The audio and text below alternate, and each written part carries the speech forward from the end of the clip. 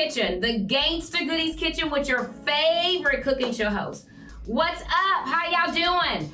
I have a treat for y'all today, okay? This one's very personal. This one's very special. You all know that I've been on a journey to, get it back, y'all, because I'm gonna live to be a 90-year-old spunky one. That meant I had to release some unwanted pounds, some unneeded pounds. And so I have Dr. Shadrach Smith in the Gangsta Goodies Kitchen with me, y'all. He's helping me guide through this process, okay? Y'all don't wanna miss this episode. Stay tuned. Hey folks, this is Dr. Shadrach Smith here. I'm here today in the Gangsta Goodies Kitchen with Sheila, my favorite patient. And if you've seen her over the years, she's done a great job with taking care of her body. Look at her now.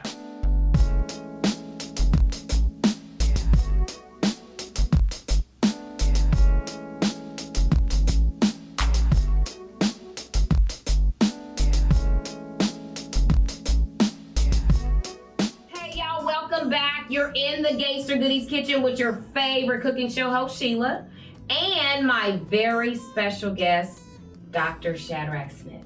Thank you for inviting me, Sheila. Yes, thank you so much for agreeing to come. Y'all, when I said to him, when I had an appointment last week, I said, Dr. Smith, I got a special request. And he amused me and said, yes, I'll be there. I'll do it. Yes. Thank you so much. I really, really appreciate you. I do. I believe our viewers are anxious to hear what you have to say because information is power, right? We know better, we do better. That's right. Absolutely. And so, Dr. Smith, can you tell people where you're from? I'm originally from Wichita, Kansas, but both my parents are from Yazoo City, Mississippi. So my food background is Southern cooking. Nice. Okay. And so where did you go to college at in med school? I went to college in Wichita. Okay. And then I went to KU Med School here in Kansas City.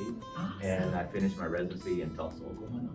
And when I was done there, I wanted to come back to Kansas City because I love the area here. Yes. Thank you for sharing that. So today, y'all, we're gonna make a quick scallop dish. Some scallops with a little bit of spinach, kind of like a Tuscan theme kind of sauce with a little bit of cream, a little bit of Parmesan, and we're gonna serve it over cauliflower rice, y'all. So take a look at the ingredients.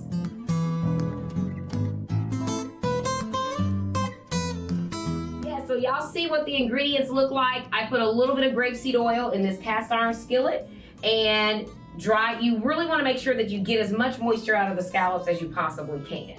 And that they're really at room temperature, that you don't want them to be ice refrigerator cold and then put them in that hot grease. You want to bring the temperature down. And we're just going to cook these. I'm just gonna pick this one up. There we go. And we cook them about 2 to 3 minutes on each side until they start getting that little brown crusty look. We don't want to over manipulate them. And that's going to give us a little bit of protein for our dish. Excellent. Protein's great. Yeah, I learned that from you. I'm not a big breakfast eater. And so having that morning protein was a challenge for me, but I had to figure it out. And I did. I figured it out. That's probably one of the secrets of the success of many of my patients is that eating protein for breakfast each morning. Yes. Apples and peanut butter is my go-to. I'll get an apple and I do the individualized peanut butter because I don't want to overeat even the peanut butter. Good. And so it's portioned out, right portion, get that apple and that peanut butter, yum, I'm telling you. And for those of you who have a sweet tooth, you'll swear it tastes like caramel apple. Very good. Very good. And so you all, I've shared with the viewers many times, my journey of being healthier. And a part of that is doing my part, especially as it relates to my weight. And so I started doing something about it when I started seeing you a little over a year ago. And so when I first came to see you, y'all, I don't think I've ever told y'all this, I weighed 222 pounds. I was like, oh my God, I've never weighed that much before in my life. And although I didn't have challenges with cholesterol, hypertension, no muscles or any of that, it still is too much. I know that internally my organs were somehow being impacted by this extra weight, and so it's been a journey, y'all. And so as y'all see, I have released about 62 pounds so far. Wonderful. Good job. Yes, thank you. Look, I wasn't gonna go back and see him and that scale not come down, okay? There's something about, for me, that I was gonna see you every month, to be doing anything but declining. And so I needed that. And many of the viewers probably need that too. And it is when you have an accountability partner, because that's what you've been. You've really been my accountability partner. But you've done a lot on your own. This is true. But the inspiration and the accountability, I'm very grateful for it. Yeah, it's a team effort. There we go. Yes. I'm part of the Sheila team. I love it. All right, Dr. Smith. So, when I'm Oprah level, I got to have my doctor with me, right? I'll be there with you. Yes, that's what I'm talking about. Yes, I love it. Now, we're going to let the viewers kind of see, because it's beginning to turn a little brown on the bottom before we flip them. And so if we want to bring it a little closer so the viewers can see that. Okay, y'all, so you see how they're starting to brown around the bottom.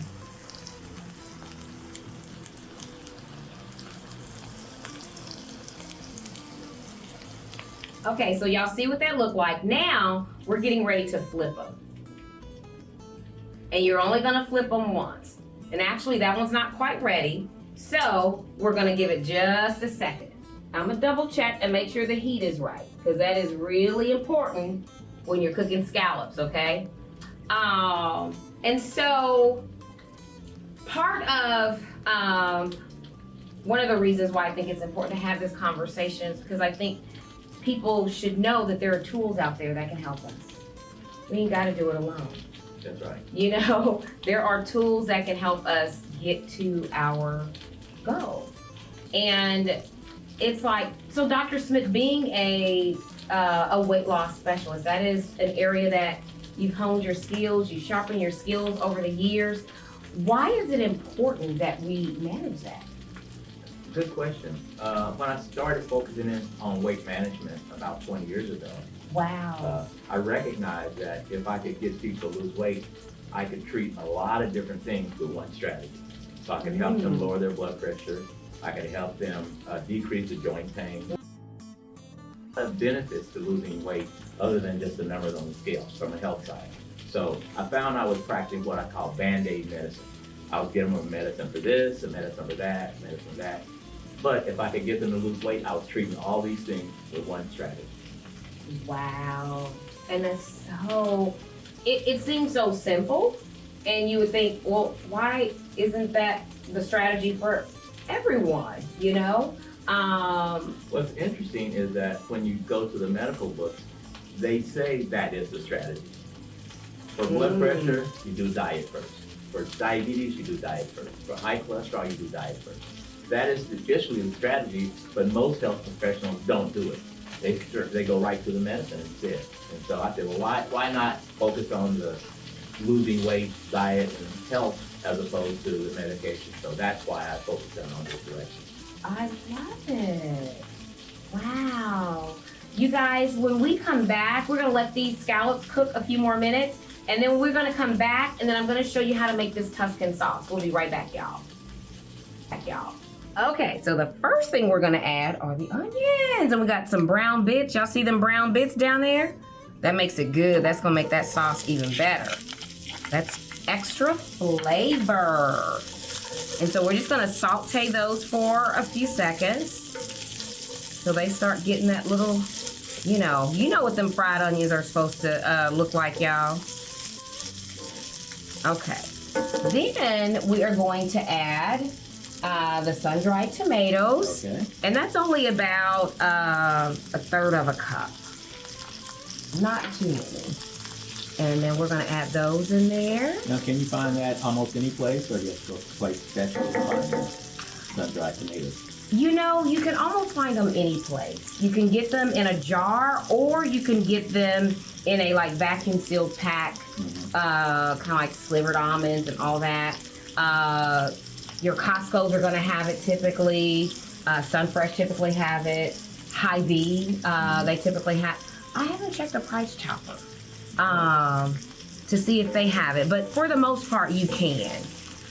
Okay, so now you guys, we're gonna add a little bit of fresh garlic, and this is about 3 cloves of garlic.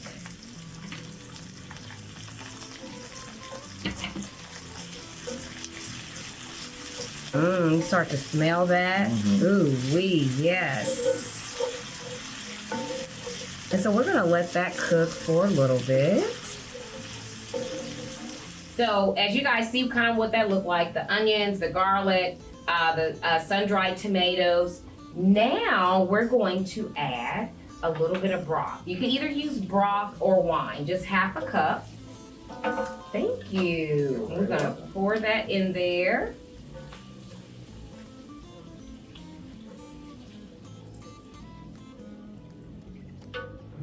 Okay. And then we're gonna let that heat back up so that it kind of brings itself to a simmer. And yeah, the fire is good. Fire is good. So normally I would have probably put pasta with this. And so, but because I am trying to be a much better steward and, you know, be able to have those things that I like, but alter them some. You know, where I'm not compromising the flavor, you know, I'm not compromising the texture, or in my mind, compromising it. And so we're just gonna have some cauliflower rice with it. Excellent, good job. Yes. Yeah.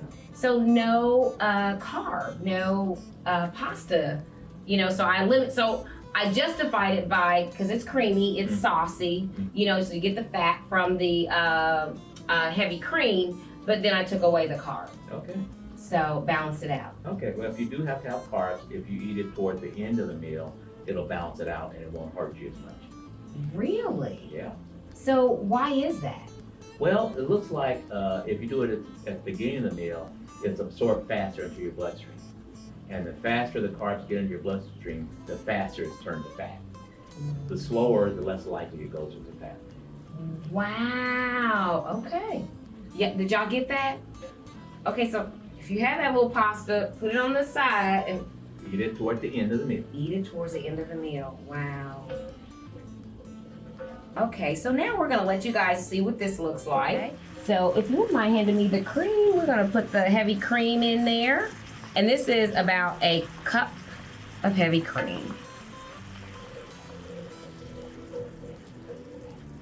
And if you guys notice, every time we add liquid, we're changing the temperature so it cools all the way down. And then we'll get this all mixed in well. And then we'll heat it back up. Look at that. I wish your viewers could smell it.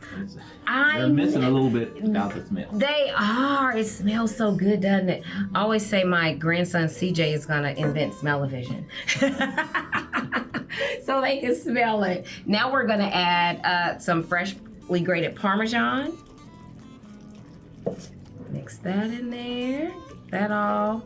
Ooh. So delicious. And then we're gonna add the spinach. And this is about 2 cups of spinach.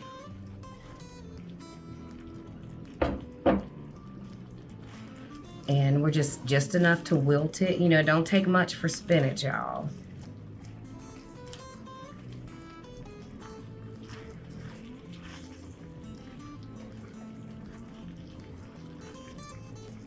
And then the last thing we're gonna add in here is the scallops. And then we're gonna put a lid on it and we're just gonna let it simmer for just about 2 minutes, not too long, because the scallops are already done. And what we definitely don't want is for them to be overcooked. And spinach adds a lot of fiber, and that's really healthy for you as well. Yes, yes. Hey y'all, so we got it all in there. Can't wait to taste. Okay, y'all, take a quick look at the finished dish. Yum, yum, doesn't that look good? Okay, y'all, here is the finished dish. Look at that. Okay, Dr. Smith, let's taste it. Let's, as the kids say, let's get it. Let's get into it. Okay, I'll let you go. Okay, so again, you all, this is the cauliflower rice, you know, and so I chose to use that so that I could minimize my carbs. And so I could enjoy this delicious cream-based scallop dish. There we go. It is. Okay. A lot of people can't tell the difference between this and the regular rice. You know? Yeah. So they don't miss the rice when they do this. Right. Let's get you some.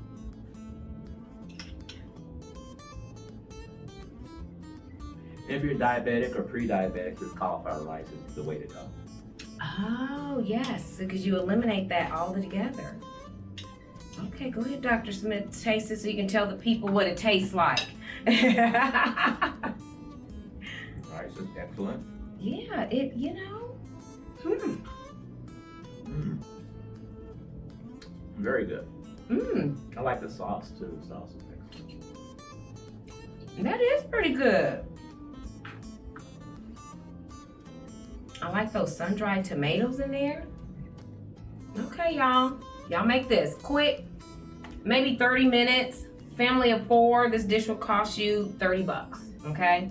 Very good. Very affordable. Yes, a lot cheaper than going out and a lot healthier because you know what you're putting into it, you know? So that is, that's a good dish. Yeah, I'd rank this as a lower carb dish. So once again, those people who are counting carbs, they're on a keto diet. Okay. Very keto friendly. Okay, nice, nice.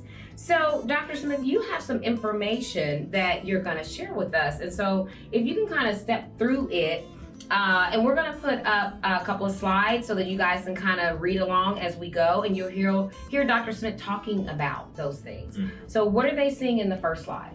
First slide, they're going to be seeing a tug of war that occurs. The number one question that people tend to ask is, why can't I lose weight?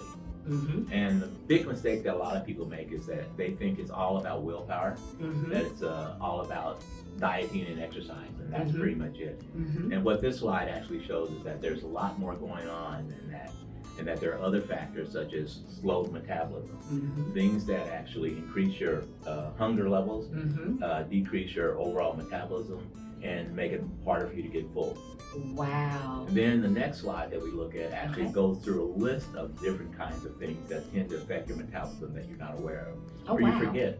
For example, genetics is something you got to be aware of. Okay. Certain medications actually will make you gain weight. Not sleeping well will make you gain weight. Really? Exactly, yeah. Now, sleeping. So is it just because the body isn't resting and restoring itself? You got it. You got it, exactly. Wow. That's what we think. Okay. And the more stressed you are, if you don't sleep good, you're going to be stressed. Yes. The more stressed your body actually goes into a conservation mode, and it tries to protect you. And so it slows your metabolism down. And then it makes you select foods that are going to give you the most energy, which are sweets and things like that. Wow. Yeah. And you're tired. If you're tired, you're not going to want to move. You're not going to do anything. So you got to get your sleep. That's important. Yes. Okay, so let's make it a little personal. So how, when you decided a path for me, what made you decide that particular path? Well, number one thing that we always do is we do our regular physical exam, and history is extremely important. And if you've been struggling for a long time, then we know that it's more than just willpower. You're a woman who knows what she wants and gets it. Yes. So the fact that you weren't losing weight meant that there's something else was missing. And so that's kind of what I looked at. So I looked at how much you wanted to do it. Then we looked at your metabolism. Okay. And we found that your metabolism was one of those slower metabolisms. And so we really had to fix your metabolism to help you start losing weight. Yes, yes. And so how did we do that? Because that is, the $1 million question. And I'll tell you that I have, gone through periods of time where, I'm eating leaner and my body typically didn't have a problem losing or, shedding that fall 15, that we get in the winter. But after menopause, I think is when things begin to shift for me. Right. And so that's that metabolic change that occurs. And most women are going to have that. And a lot of times they might not see it on the scale, but they'll see it in their waist size. The clothes don't fit where they'll notice those things first. Okay. Usually they're not hungrier, but actually as you get older, your metabolism slows down naturally. And so if you do the exact same thing, you're going to gain weight. Wow. So for me, we got a little help from medicine, from pharmaceutical. And if you're okay with me saying it, I'm definitely okay. You can say it. Okay, that's right. I'm the patient, so. I can't say it. Right. Yeah. And so I have been on Mounjaro, and I'll put a link up there if you guys want to go and do a little research on what it is, what's in it, how it impacts. And so it has, I mean, it's been a miracle thing for me. Now, yes, I started about exercising, eating sensibly, but the Mounjaro has really helped me to, really it slows me down to think about what I'm eating. Because I know I'm not gonna be able to eat that much. And I want it to be good, but I also want it, to be good for me, and so even I don't think I shared this with you, but I got this tip from another friend, and like I'm a potato person, potato chips, potatoes. And so instead of eating the whole bag of potato chips, like I've been known to do, I count out a serving size. Right. So if it's 12, and I'm telling y'all, I savor them 12 potatoes. Them is the best 12 potato chips. But then I won't have chips for 2 weeks. Right. So that's called accountability. Okay. Okay. So you can be accountable to me. You can be accountable to yourself. Simply counting those things out ahead of time will do that. So the stop signal will come when you finish that 12 potato chip. Yep. That's it. That's it. And you're able to do that. The Mounjaro works is very interesting. It's a synthetic version of a natural hormone that's made by your body after you eat. So after you eat, your body makes hormones to tell you to stop eating. Okay, and also tells you to slow your stomach down so that you can't hold as much. Okay, and so this, instead of lasting a few hours because you get hungry again, they modified it so that it stays in your system for a full week. Okay. So even though you haven't eaten in a while, when you start eating again, you still are not going to be able to eat as much as you used to before we start the medication. Exactly, and that's part of the goal. That's the goal. That's part of the goal, y'all. I like to say that it actually normalizes your metabolism. And that's where people kind of get confused about it. Okay. It's actually making you more normal. Just like if you had a thyroid condition, you want to take thyroid to balance your metabolism out. Got it. And that's kind of what this is doing, is rebalancing it so that your body recognizes that you're actually overweight. Got you. Most people don't understand it, but a lot of cases people are overweight because their body actually thinks they're underweight. And it's trying to protect you by making you gain weight to where it thinks you should be. So it's sort of set wrong. So this resets your brain to a healthier level. Yes. I'm loving the reset, y'all. Yeah. Okay? I'm loving the reset. And Dr. Smith has a plan for maintenance for me. And so I'm going to learn about my glucose and how that impacts, and knowing what it is before I eat, so that then I can gauge that, because you said that when our glucose is spiking like that, our body is producing fat cells. Yeah, from this slide that you can see that as it goes up, when it goes down, that actually makes you hungrier.